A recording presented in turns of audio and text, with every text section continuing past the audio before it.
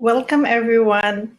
We are talking about a very interesting subject, bridging heaven on earth. And let's relate that to finding that heaven on earth within us and then bridging heaven on earth without meaning in our environment. And as we expand within, having or looking at that point of that homeostasis, that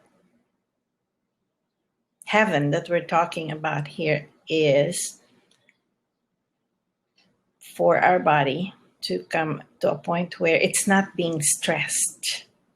And in our environment, it's the same thing. The environment is stressed because poverty is rising and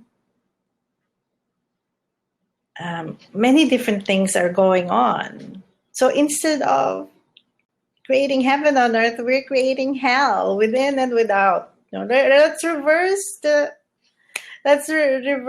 the whole flow, because life is not like that.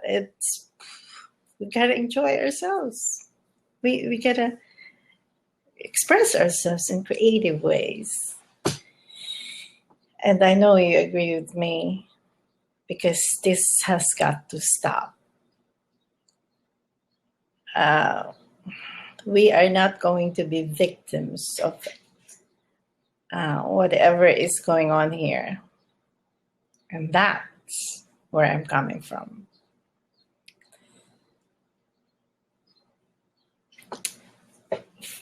Seeing that heaven on earth within me started a while back. And it was when I was face to face with death. Ironically. That's how life presents itself, because we have to be pushed to our worst case scenario, which to me was when I was diagnosed with cancer, while in the middle of healthy eating. I was vegetarian for 29 years. All right, let's welcome our caller, Leon Perry. Let's accept the invitation, and here he comes. Hi, Leon. Please introduce yourself. Say hi to everyone. Hi, this is Leon. So Leon actually suggested this title of Finding the Heaven on Earth Within. And I said, yeah, that's it. We've got to find that heaven on earth within and bridge or create that heaven on earth without meaning in our environment. Because as we expand, we give back to the community. Let me lower my, oh, good. Leon, how's your microphone going there? Is it low? It's fine. There's an echo. Is it in the lower end of it? I don't hear an echo. Hi? You hear an echo now? I can't hear you. Okay. Okay, I guess when you speak, there's an echo. So I don't have an echo here when you speak. you can? I can't. Hello? Can you hear me? Oh, just. Oh, I'm in the middle of doing a blog and doing a recording, and someone just popped up into my cell phone. I wonder who that is. But anyway, that is part of the things that we do in life. So Leon, give us an insight on finding that heaven within. Well, it's not really more finding heaven within, just becoming more aware of yourself. And one way to become more aware of yourself is to question yourself, the things that we do and stuff like that. And could we get to a point that we realize that everything of who we are is connected to our environment, the community, the external reality. Everything is like they both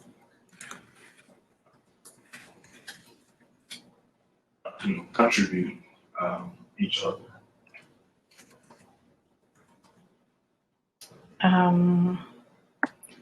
Why are they connected? Why? Well, I can't really tell you why. It's basically the person themselves has to realize it for themselves through questioning themselves, coming to a point of realization that there is more than just me. There's everything of who I am consists of and exists as and is part of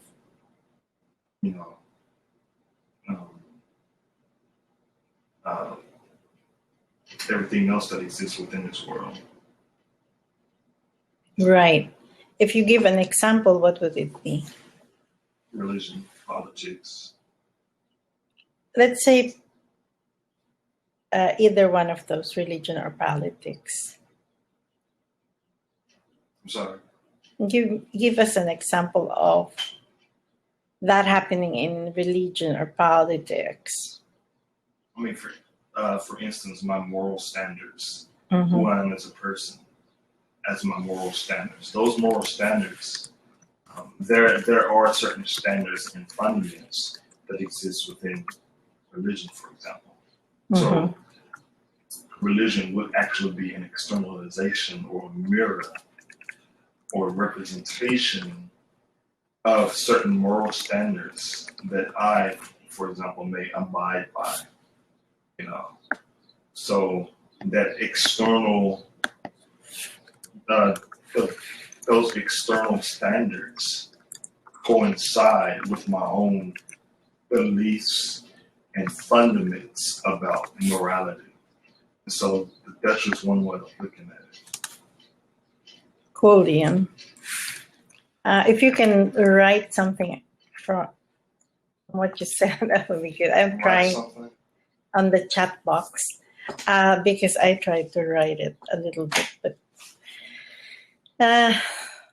you see, it is very true. Like my concept of right and wrong came from the Catholic religion because I was baptized as a Catholic when I was very young, without my consent.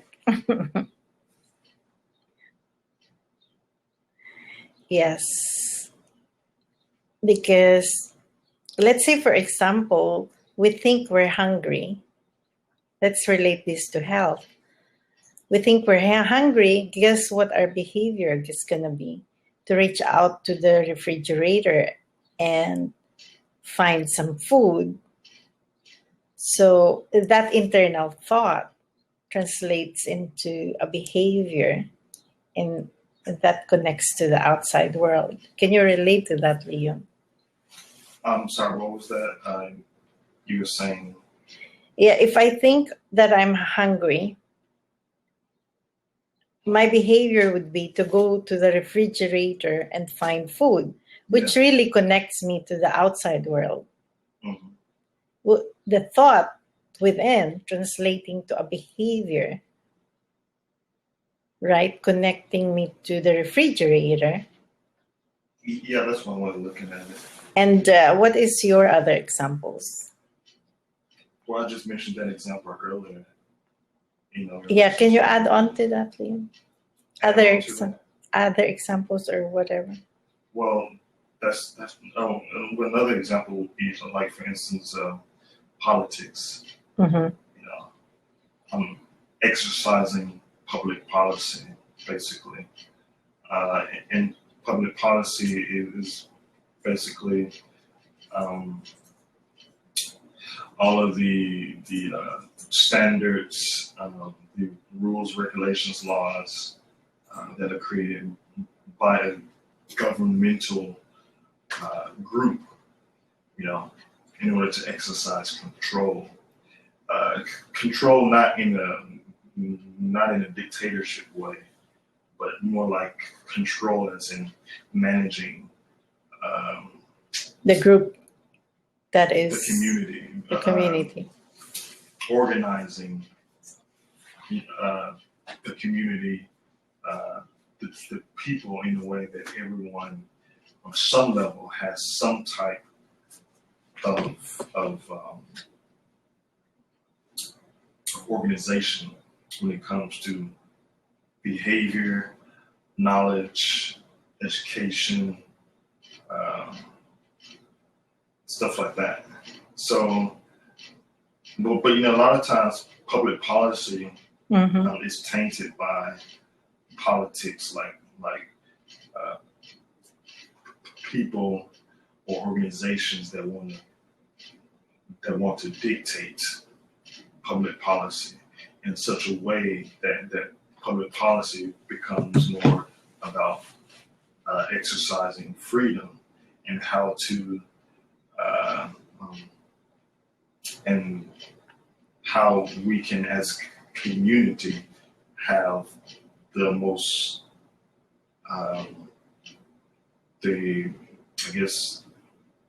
most freedom, or exist in a society where freedom is exercised. So public policy now is a middleman between the normal people, I guess, people that abide by public policy, whether you're conscious of it or not conscious of it, and the government, people that have, for instance, the income to exercise some form of dictatorship, so they can have the advantage. So more, the key word within this is freedom. And so that would be the external representation of our own internal fight with freedom. For example, there are a lot of levels within ourselves that we are not even conscious of, that the primary word that is exercised is freedom. Like, certain thoughts in our minds, a lot of competitive thoughts, should I do this or should I do that? And that goes right back to morality, which goes right back to religion. So all these things are interconnected, basically. And things like, who am I, basically? Our identity as an individual. There's a lot of things in relation to freedom within that, because a lot of times, because we have so much control within our lives, then it's like we've been put into a corner, and it's like we have to really exercise ourselves in such a way that meets the standards and protocols of the external realities. So then it comes to questioning ourselves. Okay, well, who am I really within all of this, basically? Right. So that goes right back to freedom, that internal battle, that internal competition of freedom, which is then externalized in the outside world. Right. You get. Please introduce yourself.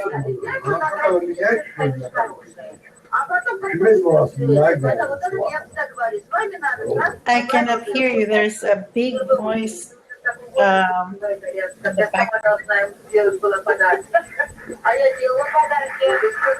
There must be a television on, or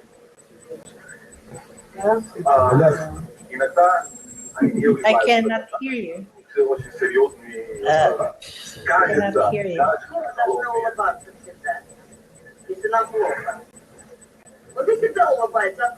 Okay. So tone down your.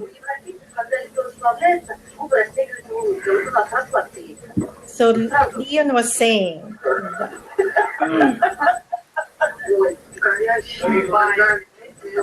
So I'm gonna. I'm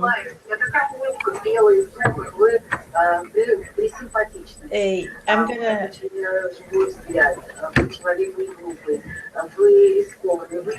Yeah, that's good, Leon. That's good you wrote that because.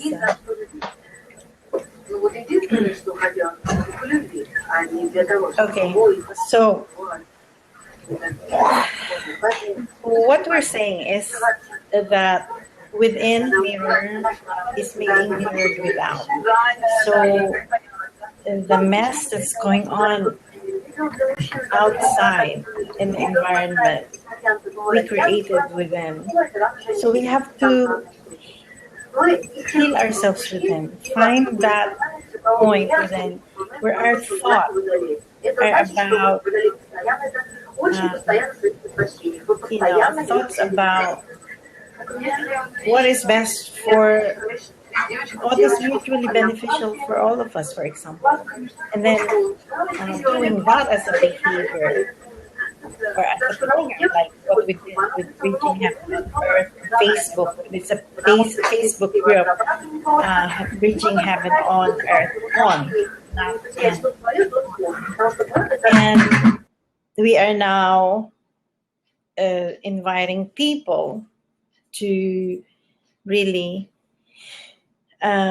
join us in discussing what this means, where we bridge the limited definitions that we have within us, because we use these words in our thoughts, in our self-talk, in our back chats. We are like, we have like different personalities chatting in different mediums, Facebook, Twitter, and LinkedIn, all inside our mind. And it is not with someone else, but it is our different personalities chatting there. What we're saying is that to look at these words that we use, let's say, for example, health. So Leon, how do you define health? Well, first I want to go back to Bridging Heaven on Earth. Okay. Basically, and how Bridging Heaven on Earth is also bridging, or basically acquiring an understanding of your mind and awareness in relation to the outside world, the external reality, and and once we understand that, then we gain more of an understanding of what we can do to optimize both realities. I like that statement, optimize both realities. Because when we talk about limitation, it's not optimum, you see. And if you relate that to a computer, Leon, how would you describe it? Or online, like we're always in the computer. And when the one is optimized, when do you use that word in the internet, like optimize? Well, to optimize just basically means to get the most out of, or to modify or change to achieve the maximum Potential, effectiveness. effectiveness. Or potential. So basically, first, in order to bridge heaven on earth, well, first, the process of bridging heaven on earth is connecting, understanding our relationship with our mind and the outside world, and within that understanding, then optimizing both the internal and the external reality in such a way that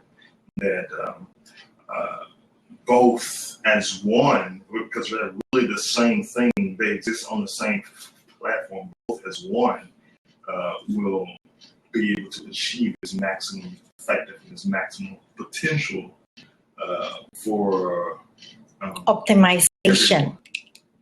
for everyone. Yeah. So see if you can relate to this, Leon. Here's how I see it. In our body, the body is constantly wanting to achieve homeostasis. Within us, there are stressors, chemical stressors like, let's say, for example, the fight and flight response, where adrenaline is being secreted, right? That's a stressor. Now, Adrenaline, cortisol, and stuff like that. yeah. So then the body tries to put the body back again to homeostasis, meaning to balance it out, you see, because prolonged presence of these chemicals would create disease or even death sometimes. So what we want is homeostasis within, without stressing our biological system. And we can see that words impact this. Let's say, for example, someone said to you, Leon, "You are stupid. I don't want you here, out of here, right now." What will you say? I mean, wouldn't that create some sort of a question in your mind? Why is this person talking like this to me? Yeah, even if there's no, but then we forget simple internal reactions, just like a slight dilation of your eyes, a slight increase in your heartbeat. You're not normally aware of that unless you go and look for a blood pressure monitor, for example, or something like that. You see, but if you look closely, even your stomach has this small movement within it. See, that we're not really aware of. We might say, "No, I'm not perturbed by any one cursing me," but even that small movement in your stomach will give you a feedback that there is some sort of imbalance within or a stress response within. So say similarly in the environment, when you see poverty rising,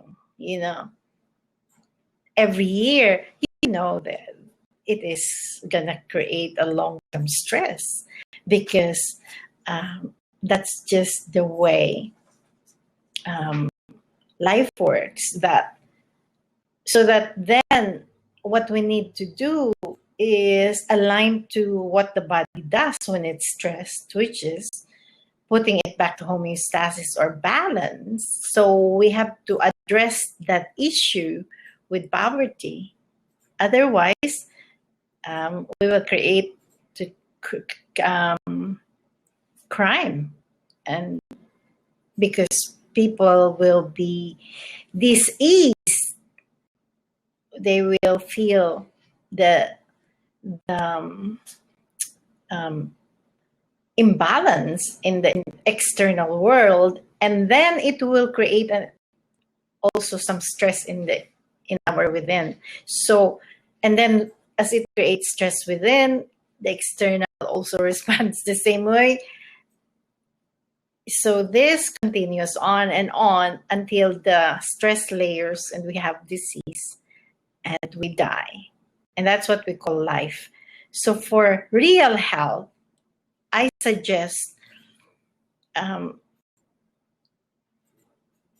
working for and standing within as that stable point where whenever you see a word, you look at the meaning you have for this word, redefine it. Let's say health within me was absence of disease. Now I know that absence of disease actually means absence of stressors, right?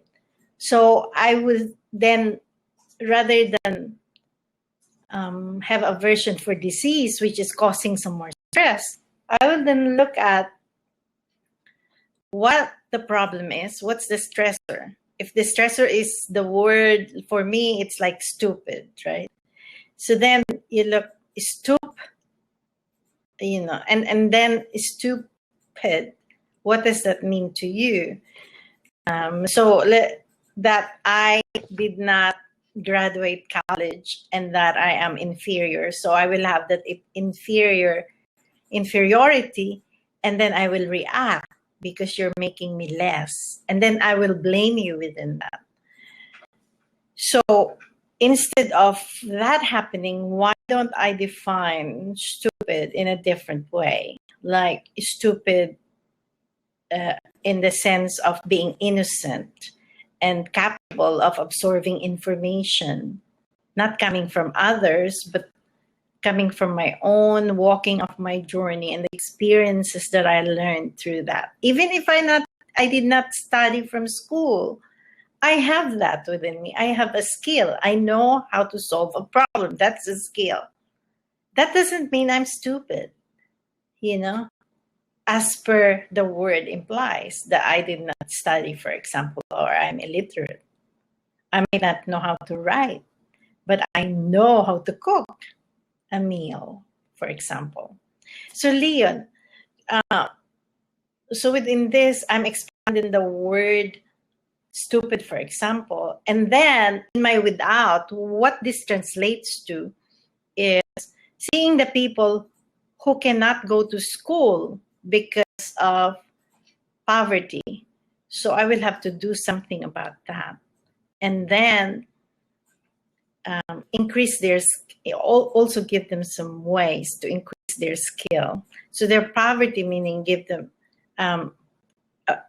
develop a provision for them to have money so that they can learn a skill. And for those people who wants to go to school, a provision for them to go to school for free. And for those who doesn't have healthcare, a provision for them to have healthcare. I mean, isn't that commonsensical? And then we create homeostasis within and balance without, where we create, the best place we can be on earth. So Leon, how do you see that? Well, homeostasis is sometimes it's sometimes created by the stressor hormones, like cortisol, for instance. That's what cortisol does, basically. Is that it actually maintains, blood pressure and stuff like that. It helps regulate some of the body functions. This stressor hormone does when something arises, like some kind of issue or something like that. So basically, it's actually a survival stressor. And same thing with adrenaline. It speeds the heart rate and stuff like that, and which is needed. Sometimes in like the dangerous situations where we need that extra energy to like run away from something that might be in the midst of us. Okay, just I want to say something about that. Mm-hmm. Okay, let's say for example, I saw a truck is gonna hit me, right? I can go into a fear and shout, and then adrenaline will rush, and the body, as you said, is going to balance this out, right? Right? Well, depending on the stress, adrenaline actually it gives you more It's a energy. Yeah, because I will have to get out of where I am to get out of the trap, correct? Yeah. Yeah. So this is what gets me out of there, they said, is this fear response, which is the adrenaline response. Now, what if I can just get out of there without feeling this fear, where adrenaline is not being secreted? Well, you have to realize that the fear in this situation is something that is practical. Because then you're faced with something physical that you know is a life or death situation in that moment. Right. But what if I have a process where I can, because I have a process that will stabilize me in this kind of incidents, right? And that I am not reactive, but rather breathing through the reactions, which gives me less fear.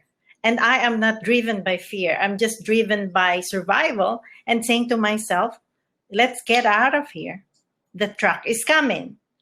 Is that possible? For me, it is. You see. But for me, the thing, it's not really about lessening fear or trying to get rid of fear. Releasing. And it's not even really about releasing fear. I mean, it's more about who I am in that moment and how can I really effectively direct myself in that moment, regardless of how much fear I have. You know, it's for me to realize that I am still the one in that moment that is able to make the best effective decision in that moment, regardless of what I'm feeling and stuff like that. Correct. Because really, see, who am I within me fearing that trap and running away because of that adrenaline rush of fear, within fear? Who am I within that? I am the reactive me, as the mind that is reacting to what I can see, which I normally do. And that became a habit. And so I'm the habit within that. Who am I as the person that is stable here, can see things happening immediately and immediately providing a solution without getting into fear. So that is the stable me that I have directed, or I have rewritten that me that is the reactive me to a stable me. In my blogs, I do that. I rewrite those patterns. So then in my without, I can effectively do that, where the body does not really get into so much fear response, but rather more stable, so that less adrenaline is being secreted, so that then the body will not regulate it so much, you see. And the homeostasis is achieved even without getting into that reactive response, which is an ongoing process, really. And as much as we develop that habit of fearing first before we get out of any dangerous situation, it takes time to actually form the habit of not getting into fear to be able to provide a solution for dangerous situations. So thank you for being here, Leon. And everyone, just reminding you, there is no choice, because the hell within and without is upon us, as you can see. And this is causing us stress, which translates to disease eventually. Not from a blame starting point, but rather to direct it, looking at the problem to direct it to a point of a solution. So thanks everyone for watching, and I'll see you soon. Bye for now.